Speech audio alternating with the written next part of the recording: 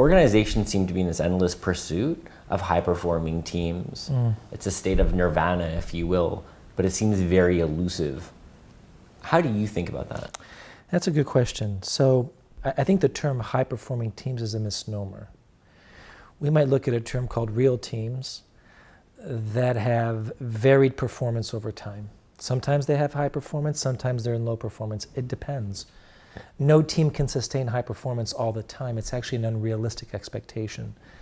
The key is that real teams will notice when they're in lower states of performance. They'll notice when they're off their mark, and they will self-regulate to get back to that state of high performance. So what are some of the things then that will cause a team to slip into lower states of performance? Are there any fundamentals that you see that happen, more often than not? It really depends by team, but there are some standards that we can share, and we'll divide them up into external forces and internal forces. On the external side, I'll mention two. The first is change in budgets or change in resourcing. A team all of a sudden doesn't have the budget or the resources it needs to get its job done. Therefore, it has to pare back, and it can't quite do what it used to do. It loses some freedom, and that might start to put pressure on the way the team interacts. The second is a forced change in membership. So we have a client right now where an individual was promoted out of the team into a higher role from VP to SVP, and a new VP was brought in with a very different set of principles and norms. And what it did is it really upset the balance of the team that was operating with a set of behaviors and processes which were very much settled. And that has set the team back as it tries to grapple with that. On the internal side, I'll mention two there too. One is missing a goal. The team is doing really well, it misses a goal, it misses a deliverable, and there's a real consequence of that.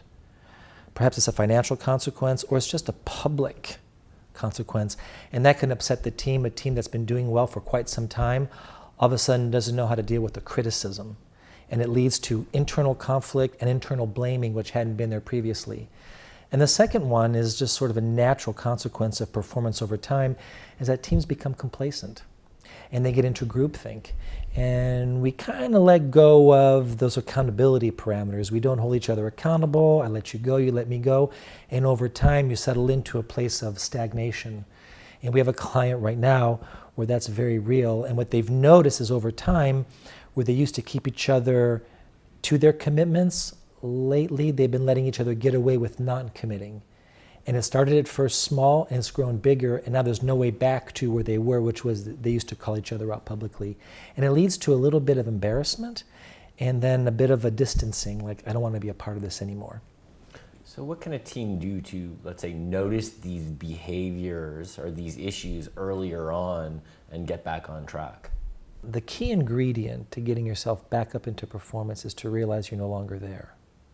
That's the muscle. Yes. The awareness, yeah. We tend to be like fish in an aquarium. We don't see ourselves anymore. Yeah.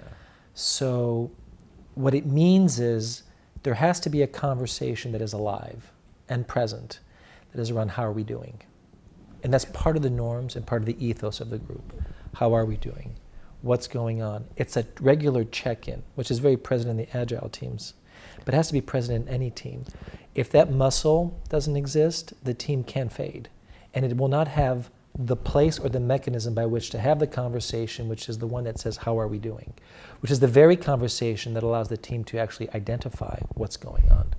So I would put that as a fundamental element of great teams. What I really like about agile teams is the fact that retrospectives are scheduled into their norms from the get-go, which means that every few weeks, the whole team sits down and says, over the past few weeks, how did we do?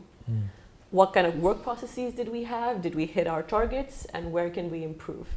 And when you build these sorts of rituals into your team process, there's an automatic accountability when people start slipping, when the goals aren't met. And then you can step back and say what needs to change. So I think what you said, Shivani, is so important both in agile teams and in any other team, that there is something in the culture and expectation that we give ourselves feedback, we give each other feedback, and we're always reflecting about how we're doing. A consequence of that is that when something goes wrong, it's not such a big deal that we have to talk about, oh my gosh, I have to have a feedback conversation. This is just part of what we're always discussing, and it becomes a lot more likely that those difficult conversations are going to happen, and they're going to happen effectively. And there's not so much of a barrier to that. And we've worked with a number of clients where that's part of what they're trying to change in their culture, to try to get a sense of continuous improvement and continuous feedback.